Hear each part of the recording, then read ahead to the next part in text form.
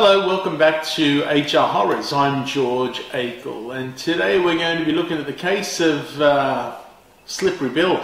Alright, so we always talk about screening and employment screening and how important it is for the organisation to mitigate the risk against hiring poor performers or rogue employees that could cause significant disruption to an organisation.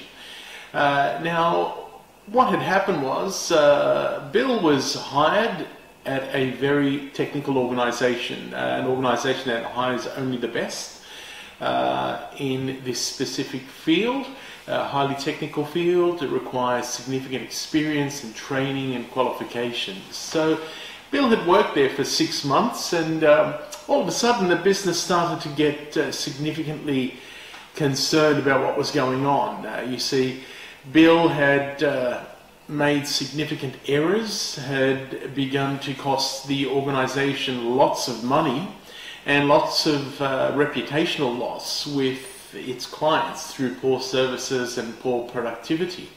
Now, the organisation wanted to get rid of Bill, and they sought the help of HR. So HR came to the table, and the first thing they wanted to do was look at the performance, look at the CV. Let's have a look at the CV and where the mismatch is. And push came to shove. The CV looked great. They said, let's have a look at the screening result. And it turned out that the screening report had not been completed. Now, the screening vendor had done their job. They had sought to verify the qualifications and the employment for Bill, but upon checking 3 or 4 times and trying to verify this on 3 or 4 occasions, they passed it back to the employer, to HR, saying we can't get any response from the university and we can't get any response from one of the previous employers. What do we do? What do you want us to do?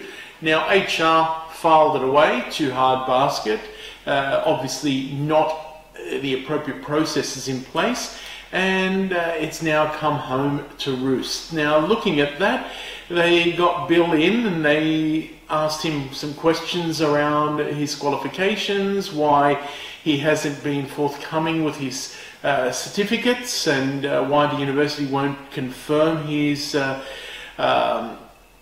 studies, and his previous employer doesn't confirm his employment.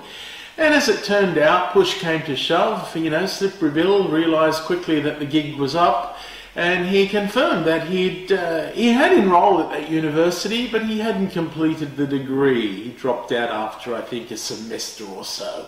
And his previous employer, well, that didn't end so well, right? They didn't do any screening at all, and he was hired there to do this highly technical job, and it turned out that he was clueless, screwed up there, got punted, and onwards he rolls. Now, these individuals can be found out through the appropriate screening process. Now, it's not just your screening vendor. You can outsource this professional service to a screening vendor and they will do their job.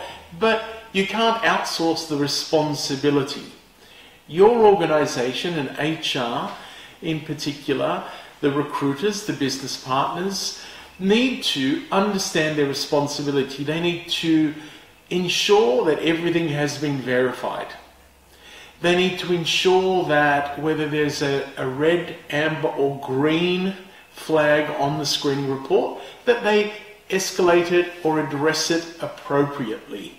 And then they are to ensure they discuss it with the line manager if there are any variances that may or may not be showstoppers, and make sure that the appropriate process is applied to the decision making on whether we onboard this individual or not. So there are responsibilities there. An employment screening process is an end-to-end process. You partner with your screening vendor. You don't just outsource to a screening vendor. You've got a significant part of the responsibility. Anyway, needless to say, Slippery Bill is no longer at that organisation, and unless the next organisation conducts appropriate screening process and has the appropriate processes internally, Slippery Bill will slip right in again and cause havoc and destruction, meanwhile continues to get paid. Now, At GOVERNHR, we've had extensive experience on onboarding, selecting, reviewing, screening vendors, and also on implementing screening processes within an organization.